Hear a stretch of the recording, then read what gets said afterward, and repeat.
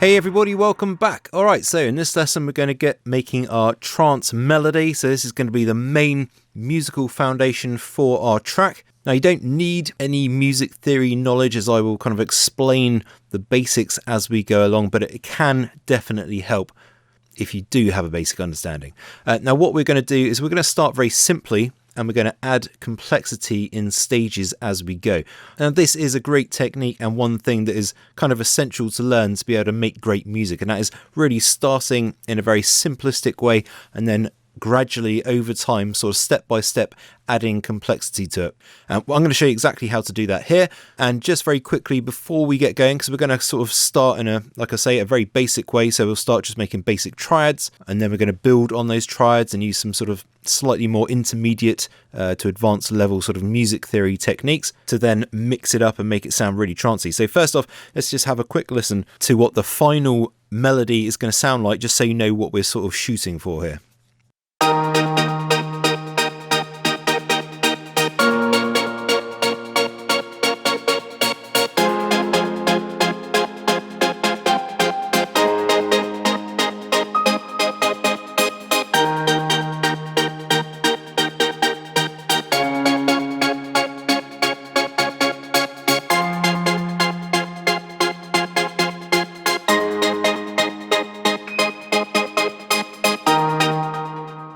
So again, it might not sound complex to some people who are super advanced in music theory, but for people who are new to music theory, that's going to sound like an advanced sort of harmonic structure. So I'm going to show you how to go from basic triads to something like that.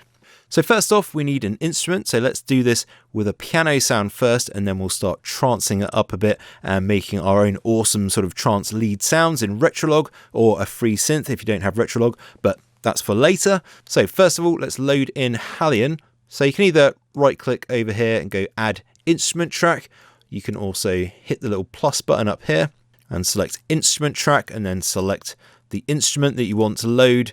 Or you can come over to the right hand zone and just go to the VSTI tab and click the little plus button there. So let's just select Halion from synth, make sure it's stereo, and click add track. So this is Halion Sonic SE3. It comes with various different instruments, which you can actually see by clicking on this button here, select content set. Now, depending on which version of Cubase you have, you will see different instruments here. If you're not using Pro or Artist, you probably won't see Flux or Trip, but that won't matter. The piano sound that we're going to use is available, I think, in all versions of Halion. So that's fine. So we can just go back to the load screen, and just to make this a bit simpler to sort of hunt down the sample that we want, we can hit the search bar and type piano. Then we're only left with things that are related to piano. So we're going to use the acoustic grand piano. So just double click that and you'll see that it loads. This is actually a pretty good piano after it's had a bit of treatment, so a bit of sort of saturation and a play with the EQ settings, which we're going to get to later in the course, but it's actually not a bad piano sound, and this is going to work very well in our track. So for now, that's fine. That's all we need to do. We're not going to worry about any of these controls yet. We may look at them later, but for now we don't need to. That's fine. So let's just close that and start making our trance melody. So we need to obviously draw in some MIDI. So again, we just hold down Alt or Option, and I'm going to draw in 8 bars at the moment, and let's just shorten our loop region. So I'll just hit P on the keyboard, and we can activate the cycle as well. So when I double click on it, obviously it loads the MIDI editor in the lower zone. I actually want this in its own separate window because you can only make this so big, and because we're going to have sort of a reasonably complex melody with notes all over the place, certainly spaced out on many different octaves, this sort of space is a little bit small. So we can get around that in 2 ways. We can just click here to open the MIDI editor in a separate window. There you go. We've got a nice big space now to sort of make our melody.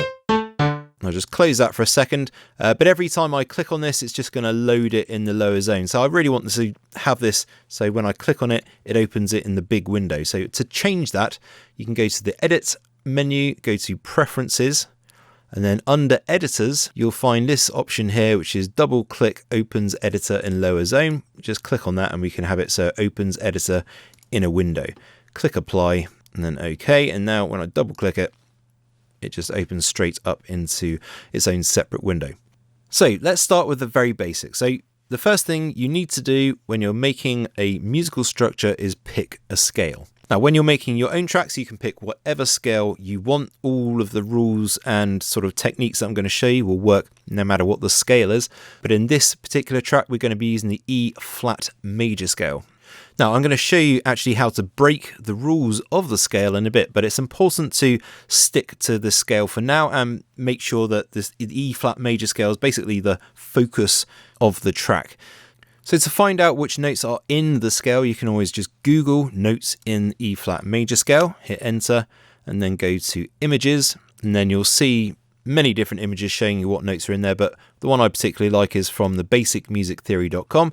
Just shows you nice and clearly what notes exactly are in the E flat major scale. And I'm just going to transfer those notes over to Cubase just so we've got them as a reference, and I'm going to add them just outside the actual sort of MIDI segment, okay, just so they're sort of automatically muted. So I'm just going to draw in a note there, that's E flat, even though it says sort of D sharp, it's E flat, that's E, so the flat of that is D sharp, F, G, G sharp, or A flat I should say, and then B flat, C and D. And then again we sort of resolve back to E flat. So these are the 7 notes that are in our scale. And then to make a chord, or at least a basic triad, it's super simple. Just pick a root note. So let's just do it for E flat. So we draw in the first note. This is considered the root note. This will be the lowest note in the chord. Then we skip one note in the scale and add another note. So that's G. And then we skip a note in the scale and add another note. And there we go. We got our first chord. And you can do this for any note in the scale. It's exactly the same process. You just put your root note in, you skip a note in the scale, add another note, then skip a note in the scale and add another note. And by the way, just very quickly, if for some reason you don't see these note names in your MIDI, you just need to zoom in vertically. So you can do that with this little control point down here. So you can see if I zoom out too far, you'll see the note names disappear. So, and as I zoom in, they appear. Okay, so let's just briefly talk about chord numbering, all right? So it's very, very simple. You know, normally when you see music theory written down, you see the chord numbers written in Roman numerals, which, you know, is fine for a lot of people, but it can confuse other people. But it's really very simple. We're not going to use the Roman numerals. We're just going to use the chord numbers. So a chord starting with the tonic of the scale, in this case, E flat, is always the 1 chord. And then you simply count up. So a chord that had the root note of F would be a 2 chord. One that starts with G would be a 3 chord, 4 chord, 5 chord, and so on up the scale. So for example, let's just make a 4 chord. So we just count up 1, 2, 3, 4. That's A flat. So then we just go across, we draw in our root note. Now again, we skip a note in the scale and then add another note. And then we skip another note in the scale and then add another note, which is E flat. And there we go, we've got a 4 chord. So it's as simple as that, really nice and easy. Now we're going to just make a 4-bar chord progression for now, and then we're going to expand it later on, so it's a full 8-bar chord progression. So we're just going to do up to here. So I can just, another way to set the locator range, the loop region, is when you go up to the timeline here, you can hold Alt or Option and then click to set the right hand locator, and you can do the same on the other side just by hitting Control or Command and then hitting wherever you want on the timeline. That will set the left hand location. So let's program in this first sort of 4-bar chord progression. So I'm going to actually move this 4 chord, as we know this is a 4 chord now. Going to move that to the end. And one sort of important thing to know is that when you're building a chord progression, usually the last chord in your progression is going to be a 4 or a 5 chord. So that would be, in this case, a chord starting with a root note of A flat, or if it was a 5 chord, then it would be starting with a B flat. What this means is the chord progression will resolve properly when it goes from a 4 or 5 chord back to a 1 chord.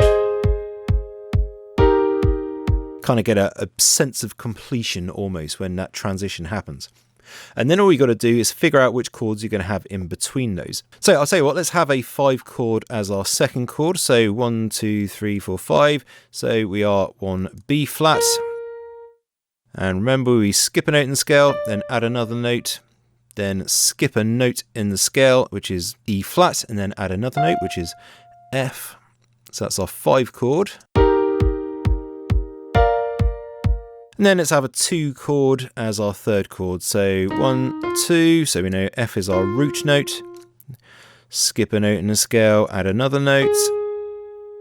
Skip a note in the scale and add another note. So this is our starting chord progression.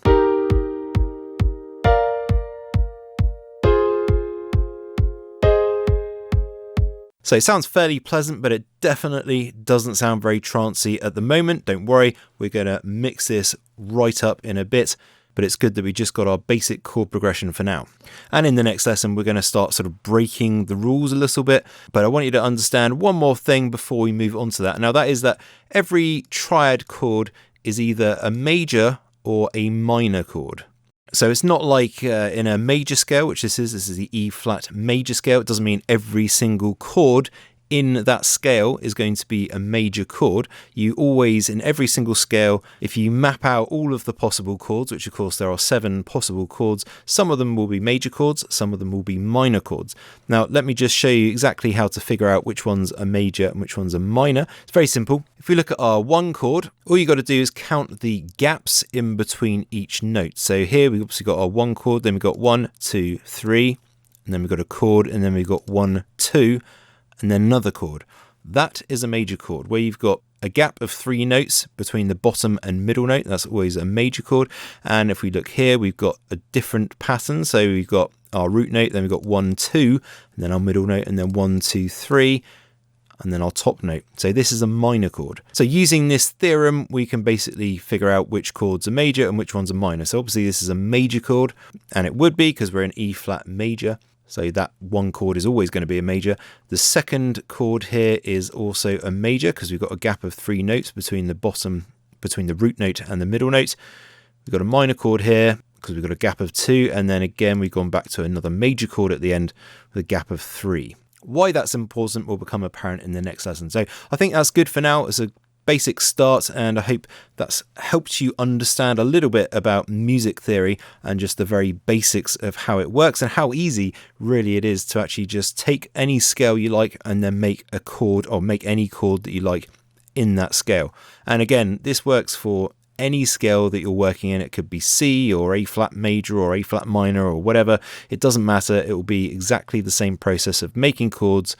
You always put your root note in, skip a note, add a note, skip a note, add a note. Dead simple. So that's it for this lesson. Thank you very much for watching. In the next one, we are going to really start to trance this thing up. If that was helpful to you, please do like and subscribe, and don't forget to hit the alert bell as well so you get notified about all of our latest music production tutorials. Thanks very much for watching, guys and girls. See you in the next one.